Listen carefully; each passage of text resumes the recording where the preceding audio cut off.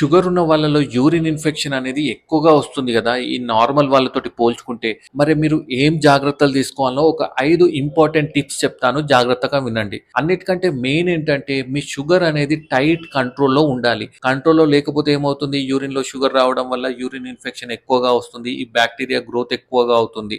So, అందుకోసమే sugar అనేది tight కంట్రోల్‌లో ఉండాలి. అది అన్నిటికంటే మెయిన్. సెకండ్ ఏంటంటే మీరు వాటర్ అనేది డైలీ ఒక 3 లీటర్స్ తీసుకోవాలి. ఒకవేళ మీరు డీహైడ్రేషన్ ఉంటే ఇంకొక 500 ఎంఎల్ ఎక్కువగా తీసుకుంటే ఇంకా మంచిది. అలా మంచిగా తీసుకుంటే ఈ బాక్టీరియా కూడా ఫ్లష్ ఔట్ అయిపోతుంది. సో, 3 లీటర్స్ అయితే మినిమమ్ తీసుకోవాలి. అదే కాకుండా యూరిన్ కూడా ఎక్కువ టైం హోల్డ్ చేయకూడదు. చాలామంది బయటికెళ్ళినప్పుడు లేకపోతే వాష్‌రూమ్స్ అవైలబుల్ లేనప్పుడు ఎక్కువ టైం హోల్డ్ చేస్తారు కదా! దానివల్ల యూరిన్ ఇన్ఫెక్షన్ రిస్క్ కూడా పెరుగుతుంది. సో, అలా కూడా చేయకూడదు. ఇంకోటేంటంటే ఈ యూరిన్ వెళ్ళాక అది వెట్ ఉండకూడదు ఏరియా. ఎప్పుడు డ్రై అండ్ హైజీనిక్ మెయింటైన్ చేయాలి.